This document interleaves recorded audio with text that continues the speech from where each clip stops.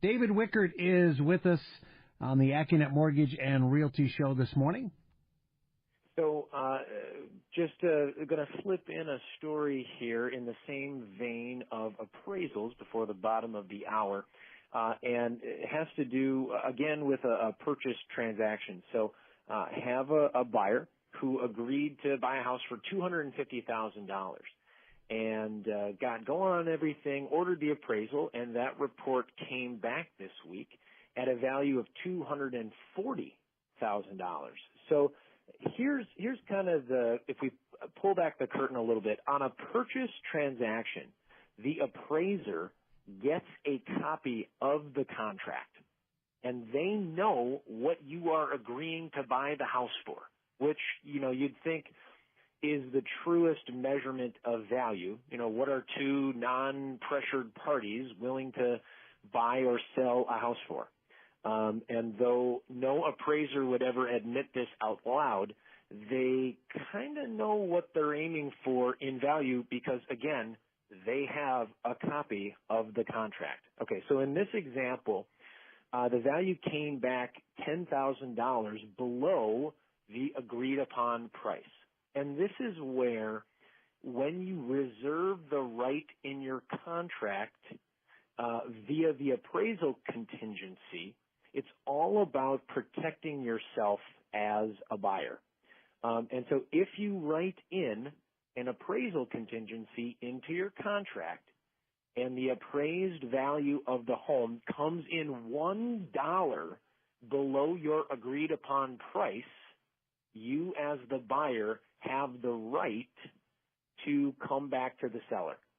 And so maybe just to weed into the weeds a little bit further, when the value comes in low for a purchase, we as mortgage guys can only lend on the lesser of the purchase price or the appraised value. So in our example, the purchase price is $250, but the appraised value is $240. So the answer to that riddle is we as mortgage guys, we're lending on the $240 value. And so if you're making a 5% down payment, I can only use, again, the $240,000 appraised value because it's the lower of the two. So you have three options at this point. And I think we do every Friday, our loan consultants pick up the phone and give everybody an update. This appraisal came in, I want to say Wednesday, and then on our weekly touch base on Fridays, was able to connect with the buyer's agent again and kind of just talk through the game plan. Because you got three options when the value comes in low. One, you can scuttle the deal. If you're really not willing to pay or change the value because you have that in your contract, you can say, never mind. Okay, so that's one option. The other end of that spectrum is you can bring the difference in cash.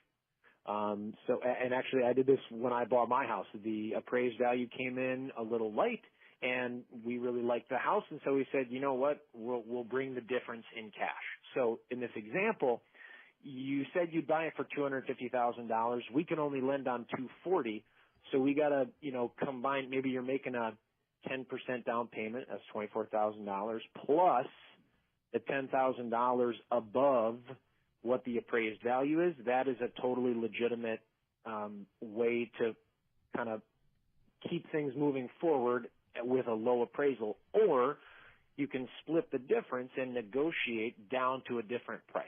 And so in our example, what's probably going to happen is they're going to lower the sales price to $242,000, and it's splitting the difference. The seller recognizes that the home just isn't worth what they might think, but the buyer is also willing to recognize that, hey, I was willing to pay a certain price, and I'll bring a little bit in cash as well.